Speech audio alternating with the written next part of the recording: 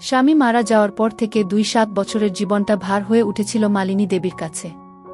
না ছিল কোনো শখ আহ্লাদ, না ছিল কোনো মানসিক শান্তি। সংসার কি করে চলবে এই চিন্তায় তিনি বিপর্যস্ত হয়ে পড়েছিলেন। সংসার বলতে দুটো পেট, তিনি আর তার ১-৯ বছরের দেওর সুনীল। সম্বল বলতে স্বামীর পোস্ট অফিস থেকে পাওয়া মাসিক ১,৫০০ টাকার পেনশন। এতে কি আজকের বাজারে দুজন মানুষের পেট ভরে বছর কেটে যাচ্ছিল। অবস্থা ক্রমশ আরও খারাপ হচ্ছিল। বাড়ির প্লাস্টার ভেঙে পড়ছে, টিউবওয়েল ভাঙা, সারাবার পয়সা নেই। গায়ের কাপড় পাতলা হতে হতে ছিঁড়ে যাওয়ার মতো অবস্থা। একদিন খেতে খেতে মালিনী তার দেওরকে বললেন, এভাবে আর সংসার চলছে না, তুই এবার একটা চাকরি খুঁজে দেখ। সুনীল উত্তর দিল, চাকরি কি গাছে ফলে যে চাইলেই পেয়ে যাব। তবুও দিদি তাকে বোঝালেন, চেষ্টা তো করতে হবে। ঘরের ছেলেরা যদি কিছু না আনে তবে সংসার চলবে কিভাবে। আলোচনার এক পর্যায়ে পুরনো দুঃখের কথা উঠল। সুনীল হঠাৎ শুনে অবাক হল, যে দাদাকে সবাই সম্মান করত তার জীবনেও ছিল অন্ধকার একদিক। মালিনী চোখে জল নিয়ে বললেন, তোর দাদা বাইরের খারাপ সঙ্গের দিকে টান পেত, এ কারণেই সংসারে অশান্তি হতো। স্বামী মারা যাওয়ার পর মালিনী দেবীর সংসার যেন আগুনের কুণ্ডলী হয়ে উঠল। দিনে দিনে দুঃখ আর অভাব ঘিরে ধরল তাকে। সংসারে মানুষ বলতে সে আর তার ছোট দেওর সুনীল, বয়সে মাত্র ১৯। দিদিকে ভরসা করেই দিন কাটত তার। কিন্তু ভরসার পাশাপাশি সংসারের দায়ও তো আছে। পেনশনের ১,৫০০ টাকায় মাসের খরচ চলে না। চাল, ডাল, তেল, লবণ, ওষুধ, জামাকাপড় সবকিছুর দাম আকাশছোঁয়া। একদিন ভাতের থালা সামনে রেখে মালিনী বলে উঠল, এভাবে আর সংসার চলছে না, তুই যদি কিছু না করিস তবে এই সংসার ভেসে যাবে। সুনীল কিছুক্ষণ চুপ থেকে উত্তর দিল, চাকরি কি গাছে ফলে যে ইচ্ছে করলেই পেয়ে যাব, তবে চেষ্টা করব দিদি। কথার ভেতরেও তার চোখে মুখে ছিল অদ্ভুত দ্বিধা। মালিনী তখনও বিশ্বাস করতে পারছিল না এই ছেলে আদৌ পারবে কিনা। কিন্তু সময় তো থেমে থাকে না। কয়েকদিন পর থেকেই সুনীল কাজের খোঁজে নামল চারদিকে।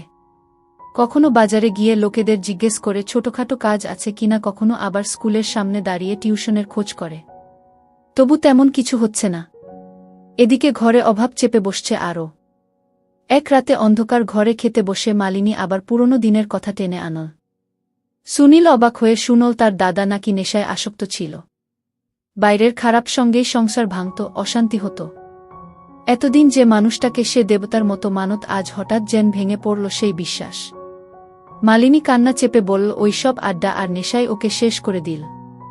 হঠাৎ হার্ট অ্যাটাক হয়ে গেল, সব শেষ। আমি পড়ে রইলাম একা। সুনীল সেই রাতেই প্রতিজ্ঞা করল সে আর বসে থাকবে না। যতই কষ্ট হোক কিছু একটা করবেই। পরদিন সকালেই সে বেরোল এক অচেনা পথের দিকে।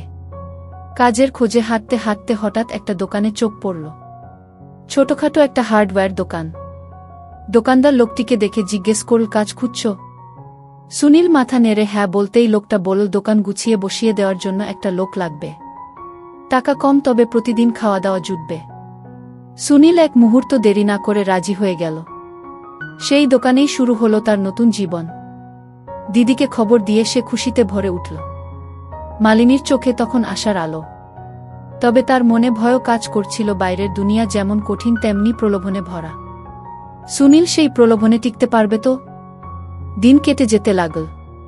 কাজ শিখতে শিখতে সুনীল দোকানদারের বিশ্বাসও পেতে শুরু করল। কিন্তু এরই মাঝে একদিন হঠাৎ বাড়ি ফেরার পথে তাকে ঘিরে ধরল কিছু ছাচরা ছেলে। তারা বলল, আয় আমাদের সঙ্গে চল। এখানে এভাবে খাটনিতে কিছু হবে না। আসল টাকা কামাতে হলে আমাদের দলে যা। সিগারেট আর নেশার প্যাকেট বের করে এগিয়ে দিল তার দিকে। মুহূর্তে দাদার কথা মনে পড়ল সুনীলের। চোখে ভেসে উঠল দিদির কষ্টভরা মুখ। সে ঠান্ডা গলায় বলল, তোমাদের পথে আমি যাব না। আর দ্রুত বাড়ির দিকে পা বাড়াল। কিন্তু ছেলেগুলো হাসতে হাসতে বলল, বেশিদিন এভাবে টিকতে পারবি না রে। এই কথাগুলো তার মাথায় ঘুরপাক খেতে লাগল। বাড়ি ফিরে দিদির মুখ দেখে সে আবার দ্বিধা হল। সে জানত সামনে আরও অনেক লড়াই আছে। সংসার টেনে তুলতে হলে তাকে কেবল পরিশ্রমী নয়, রক্তের ঘামে দাঁড়িয়ে থাকতে হবে অটল হয়ে। কয়েকদিনের মধ্যে সুনীল দোকানদারের বিশ্বাস জিততে শুরু করল। সকাল থেকে রাত পর্যন্ত খেটে ক্লান্ত হলেও মনে শান্তি ছিল, কারণ দিদির মুখে প্রথমবারের মতো একটু হাসি ফুটেছে। কিন্তু সুখ বেশি দিন টিকল না। একদিন দুপুরবেলা দোকানদার হঠাৎ কোথায় যেন বাইরে চলে গেল। দোকান তখন প্রায় ফাঁকা। সুনীল তাক থেকে মালপত্র নামাচ্ছিল। হঠাৎ দুজন অচেনা লোক এসে দোকানে ঢুকল। তারা খুব দামি মালপত্র চাইল আর বলল তাড়াতাড়ি গুছিয়ে দাও। সুনীল সামান্য সন্দেহ পেলেও ভদ্রভাবে সব গুছিয়ে দিল। ঠিক তখনই দোকানদার ফিরে এল। চোখে মুখে তীব্র রাগ নিয়ে চিৎকার করে উঠল, চোর! চোরকে ধরে ফেলেছি! সুনীল হতভম্ব হয়ে গেল। দোকানদার বলল, এই ছেলে আমার মাল গোপনে বের করে দিচ্ছিল ওই দুই ছেলের হাতে। মুহূর্তে চারদিক থেকে লোক জড়ো হয়ে গেল। সবাই গালাগালি শুরু করল। কেউ বলল, এতদিন ভদ্র সাজছিল, আসলে চোর। কেউ আবার বলল, দিদি, দেওরের সংসার তো ভাঙা, এখন বুঝি টাকার লোভে এ কাজ করছে। সুনীল প্রাণপণে বোঝাতে লাগল, আমি নির্দোষ। আমি তো শুধু মালপত্র গুছিয়ে দিচ্ছিলাম। কিন্তু কে শোনে কার কথা? দোকানদার পুলিশের কাছে দেওয়ার হুমকি দিল। সেই মুহূর্তে ভিড়ের ভেতর থেকে এক বৃদ্ধ এগিয়ে এল। সে বলল, আমি দূর থেকে সব দেখেছি। ছেলেটা কাউকে কিছু দেয়নি, বরং ওই দুজন লোক সন্দেহজনকভাবে পালিয়ে গেছে। কথাটা শুনে সবাই থমকে গেল। দোকানদারের মুখ রং বদলাতে লাগল। সুনীলের বুক ধরফর করতে লাগল। এত বড় অপমান সে জীবনে ভাবেনি। চোখে ভেসে উঠল দিদির মুখ। যদি দিদি এ খবর শোনে তাহলে কি হবে? অপবাদ কতটা ভয়ঙ্কর হতে পারে সে যেন প্রথমবার টের পেল। দোকানদার পরে গলা নামিয়ে বলল, ভুল বোঝাবুঝি হয়েছে। কিন্তু ততক্ষণে আশেপাশের মানুষ অনেক কথাই বলে গেছে। সুনীল জানল এ লড়াই শুধু অভাবের নয়, সমাজের অপবাদ, সন্দেহ আর ষড়যন্ত্রের সঙ্গেও লড়তে হবে। সেই রাতেই দিদিকে কিছু না বলে চুপচাপ বসেছিল বারান্দায়। চোখের কোণে জমে থাকা অশ্রু আর বুকের ভিতর জমে থাকা প্রতিজ্ঞা একসাথে ঝড় তুলছিল। সে জানত রাস্তাটা ভয়ঙ্কর দীর্ঘ, কিন্তু তবুও লড়াই থামানো যাবে না। সেদিনের ঘটনার পর থেকে সুনীলের ভেতর এক ধরনের অদ্ভুত অস্থিরতা বাসা বাঁধল। দোকানদারের মুখের ওই অপবাদ যেন এখনও কানে বাজছে। দিদিকে সে কিছু বলেনি, কিন্তু মালিনী বুঝে ফেলেছিল ওর ভেতরে অশান্তি। রাতে খেতে বসে হঠাৎ বলল, কিছু হয়েছে সুনীল? তোর চোখে কেন এত দুঃখ? সুনীল মাথা নেড়ে বলল, না দিদি, কিছু হয়নি। কিন্তু চোখের জল গড়িয়ে পড়ল ভাতের প্লেটে। মালিনী আর জোরাজুরি করল না। সে জানত সংসারের বোঝা যেমন ভারী তেমনি ছেলেটার কাঁধে এখন পুরুষের দায়িত্ব। দিনগুলো আস্তে আস্তে কেটে যাচ্ছিল। দোকানে কাজ চালাচ্ছিল সুনীল, কিন্তু তার প্রতি দোকানদারের ব্যবহার পাল্টে গিয়েছিল। প্রতিটি কাজে সন্দেহ, প্রতিটি কথায় তাচ্ছিল্য। একদিন হঠাৎ দুপুরে দোকানদার তাকে বলল, শোন সুনীল, আজ থেকে আর তোর দরকার নেই। যা অন্য কোথাও গিয়ে কাজ খুঁজ। সুনীল স্তব্ধ হয়ে গেল। কোনো ভুল প্রমাণ ছাড়াই কেবল সন্দেহের জেরে সে আবার বেকার হয়ে পড়ল। পকেটে এক পয়সা নেই, বাড়ি ফেরার পথে চোখে অন্ধকার নেমে এলো। মনে হচ্ছিল জীবনের সব দরজা বন্ধ হয়ে যাচ্ছে। বাড়ি এসে দিদির মুখোমুখি দাঁড়াতে সাহস পেল না। কিন্তু মালিনী জিজ্ঞেস করতেই সে সব খুলে বলল। মালিনীর বুকের ভেতরটা ছিঁড়ে গেল। এত কষ্টের মধ্যেও এই ছেলেটা হাল ছাড়েনি, অথচ মানুষ তার পিঠে কাদা ছুড়ল। মালিনী তখন সোজা হয়ে বসে বলল, মনে রাখিস সুনীল, মানুষ যতই কথা বলুক, সত্যি একদিন নিজের জায়গা করে নেয়। তুই হাল ছাড়িস না। কথাগুলো যেন সুনীলের হৃদয়ে আগুন জ্বালিয়ে দিল। পরদিন সকালেই সে আবার বেরোল নতুন কাজ খুঁজতে। বাজারে ঘুরে ঘুরে অনেক চেষ্টা করেও কিছু মিলল না। ঠিক তখনই একটা গ্যারেজে তার চোখ আটকাল। ভেতরে কয়েকজন ছেলে গাড়ি সারাচ্ছে। সে গিয়ে বলল, কাজ আছে কি? মালিক একবার তাকিয়ে বলল, কাজ আছে, কিন্তু তুই পারবি তো? লোহা টানতে হবে, ময়লা জামাকাপড় পরে সারাদিন খেটে মরতে হবে।